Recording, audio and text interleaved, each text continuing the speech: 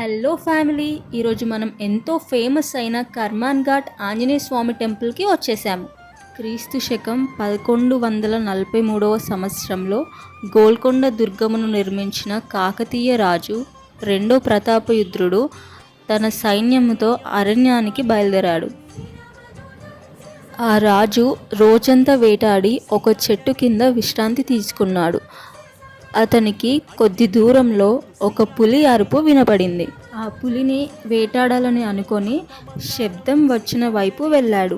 ఎంత దూరం వెళ్ళినా ధ్వని తప్ప పులి మాత్రం కనిపించలేదు.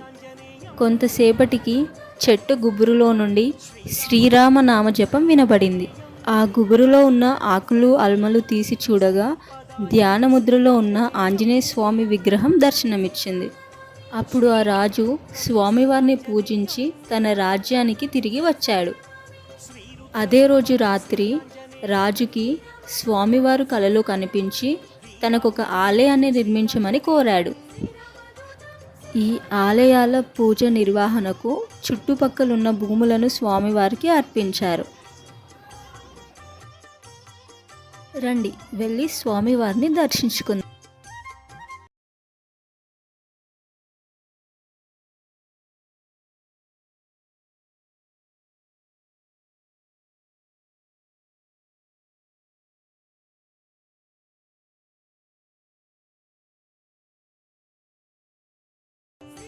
స్వామివారిని దర్శించుకొని బయటికి వచ్చాక ఇక్కడ జగన్నాథుని ఆలయం కూడా ఉంది.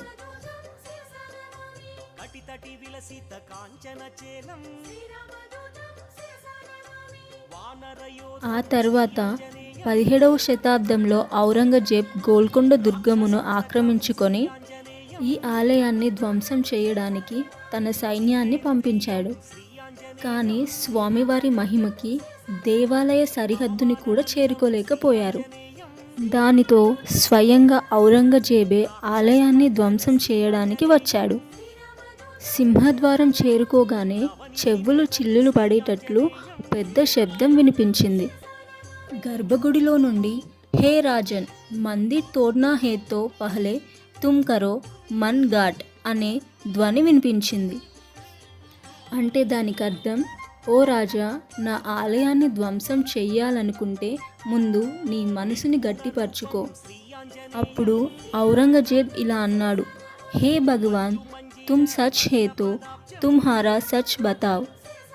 అంటే, హే భగవాన్, నీలో సత్యం ఉంటే నీ సత్యాన్ని నాకు చూపించు అనినంతటా ఆలయంలో మెరుపుల వలె కాంతి విరజిమ్మబడి తాడి చెట్టు అంత ఎత్తులో స్వామివారి భయంకర రూపం దర్శనమిచ్చింది. అప్పటి నుండి ఈ ప్రాంతం కర్మాన్ ఘాట్ అనే పేరుతో ప్రసిద్ధి చెందింది. ఇక్కడ ప్రధాన ఆలయంతో పాటు గణపతి, జగన్నాథ స్వామి, శ్రీ కోదండరామస్వామి, సంతోషిమాత, స్ఫటిక శివలింగం, నాగేశ్వర స్వామి ఆలయం, సరస్వతి మాత, వేణుగోపాల స్వామి, దుర్గామాత, కుమారస్వామి ఇలా చాలా ఆలయాలు ఉన్నాయి. ప్రతి ఆలయానికి రాజగోపురం ఇంకా ధ్వజస్తంభం ఏర్పాటు చేశారు.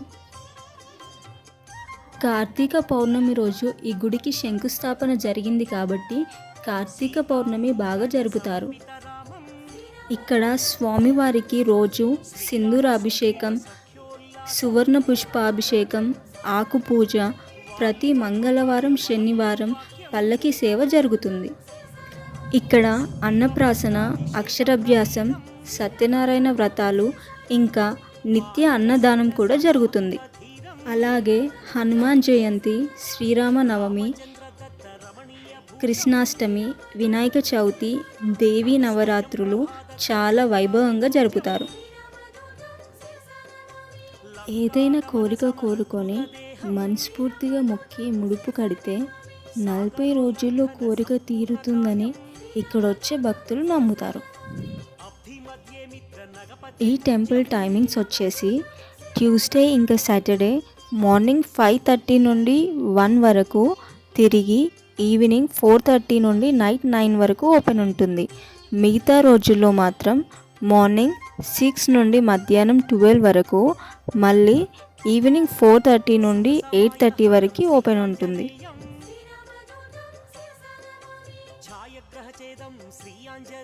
ఆలయానికి మరోవైపు వాహన హనుమాన్ మందిర్ కూడా ఉంది. ఇక్కడ వాహనాలకి పూజ జరిపిస్తారు.